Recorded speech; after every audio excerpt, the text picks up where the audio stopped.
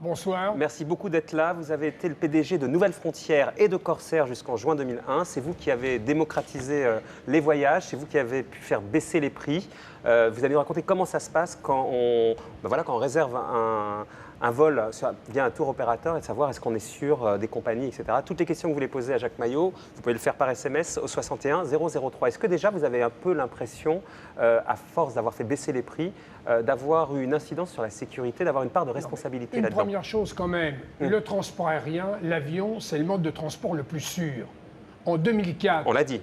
Non mais il faut le rappeler, en 2004, 2 milliards de voyageurs, 428 morts. En même temps, quand il y a des morts, ils sont en grand nombre. Hein. Sur la route, il y en a plus de 5000. C'est sûr, mais quand ils meurent... Il faut le rappeler. Est-ce qu'il faut... Clairement, ma question c'est, est-ce qu'il faut avoir peur des charters? Non. Comment ça? Non. Mais alors, d'abord, il y a les compagnies régulières, il y a de bonnes compagnies régulières qui respectent les règles de sécurité scrupuleusement, il y en a des moyennes et il y en a des très mauvaises. Et beaucoup plus, en effet, que les 5 qui sont sur la liste de l'aviation civile. Mais les chiffres parlent, monsieur Maillot, quand même. 80% des accidents sont dus à des charters, c'est pas un hasard. Et les charters, c'est ce que utilisent notamment Nouvelles Frontières. Concernant... attendez, non.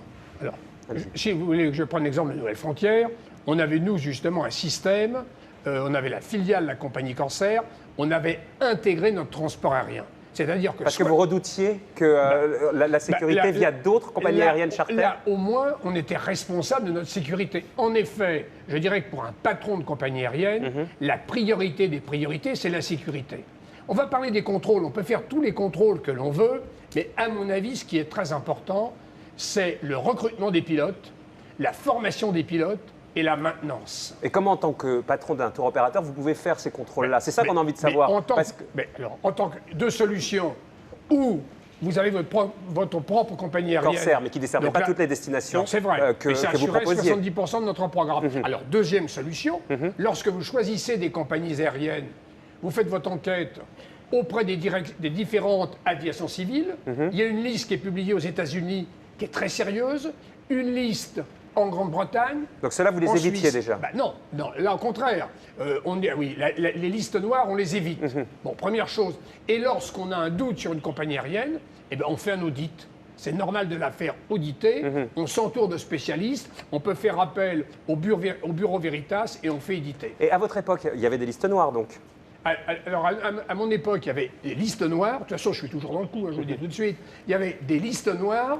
Et puis aussi des listes, au contraire, blanches, et même des listes bleues. Mais Jacques Maillot, pourquoi ces listes noires, à l'époque, n'étaient pas rendues publiques? Vous aviez connaissance de ces listes noires, mais le grand public, nous, pourquoi...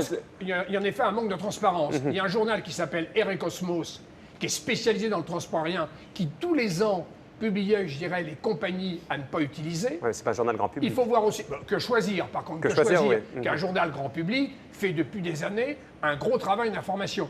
La même chose aussi pour 60 millions de consommateurs. Alors pourquoi les pouvoirs publics ont traîné autant, Jacques Maillot? Attendez, je pense que les pouvoirs publics, en effet, d'Eurobien, j'hésite pas à le dire, qui pour moi était un bon ministre des Transports, sauf sur ce point. C'est sûr qu'après Sharm el-Sheikh, il y a eu une commission parlementaire qui a été dirigée par Mme Sauge, une députée socialiste de Clermont-Ferrand. Le rapport est excellent. Le rapporteur est François-Michel Gonod et il ne s'est strictement rien passé.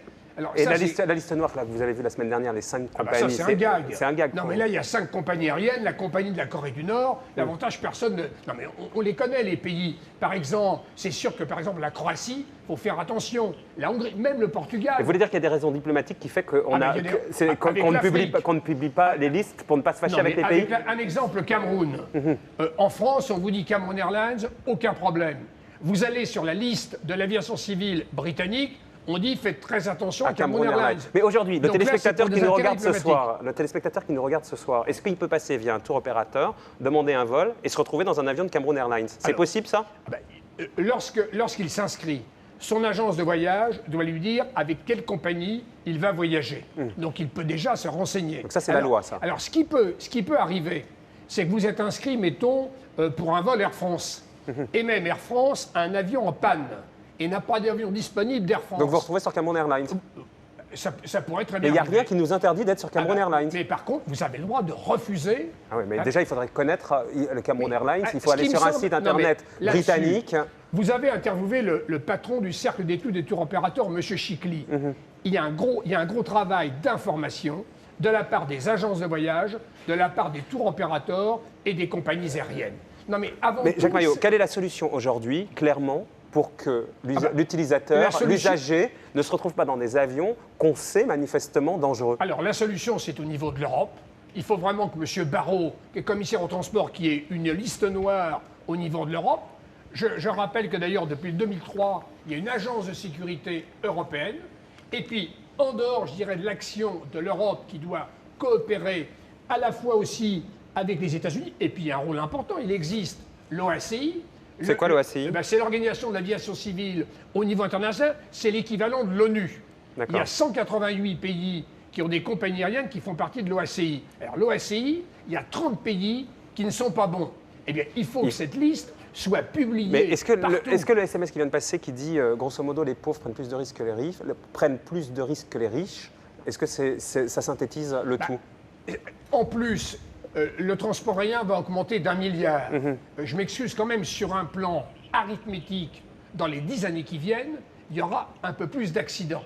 Mais ce qui est vrai... Mais plutôt avec des pauvres dans les avions ou des riches? Ça me gêne, cette question. Bah oui, mais c'est la question des téléspectateurs. Parce que j'ai passé 35 ans pour démocratiser, pour permettre à des gens qui avaient un faible pouvoir d'achat, qui n'avaient pas d'argent, qu'ils puissent voyager. Mais c'est vrai, un exemple, une compagnie comme Helios, la compagnie chypriote, elle n'aurait pas dû voler. Elle n'a pas été contrôlée pendant plus d'1 an. C'est absolument inadmissible. West Caribbean, vous ne les avez jamais affrétés, ces compagnies-là? Jamais. Guy, pour terminer. Déjà, West Caribbean, moi je prends pas Flyer, je prends pas non plus. Guy, pour terminer. Mais attendez, juste une question. Vous savez qu'on disait que que les avions avaient non pas des contrôles, mais des entretiens où ils étaient complètement démontés, etc. Ces procédures-là sont toujours les mêmes, par exemple pour Air France, où ça s'est dégradé. C'est qu'avant, il y avait un mécanicien de bord. Maintenant, ils sont plus que 2, etc. Donc je veux dire, au nom de la rentabilité... La question, c'est est-ce que chez Air France, ça ne s'est pas dégradé. On l'a vu d'ailleurs à Toronto, il y a eu 0 mort. Attendez, là, je ne peux pas vous laisser. Non, Guy. Non, c'est une Air question. France, c'est une compagnie exemplaire. Si maintenant, d'ailleurs, il n'y a plus d'officiers mécaniciens, c'est parce qu'on est des avions plus modernes, plus performants. Donc là, on est de mieux. On ne mégote des compagnies. Le monsieur d'EasyJet, qui est une compagnie low cost, il avait raison, on ne mégote jamais sur les problèmes de sécurité. Donc ce sont les charters non européens qui se cassent la figure. Ouais, alors, pas toujours. En tout cas, c'est plutôt cela. On va terminer là-dessus, Jacques Maillot. La Royal Air Maroc a une filiale charter. La Royal Air Maroc est tout à fait a une culture, je dirais, française dans le domaine de l'aérien. Ça marche très bien. La compagnie en Tunisie, il y a une compagnie qui s'appelle Novel Air. Ça marche très bien. Ça marche très bien. Merci Jacques Maillot, merci de votre éclairage. J'ai bien compris. D'information avant tout. Il faut que les professionnels... Il faut que vous alliez travailler au ministère des Transports. Comment? Il faudrait que vous alliez travailler au ministère des Transports. Non, mais je suis à la disposition de M. Perben, ça peut lui faire du bien. Il n'y a aucun problème. Merci beaucoup. Merci à vous Jacques Maillot. Merci à vous.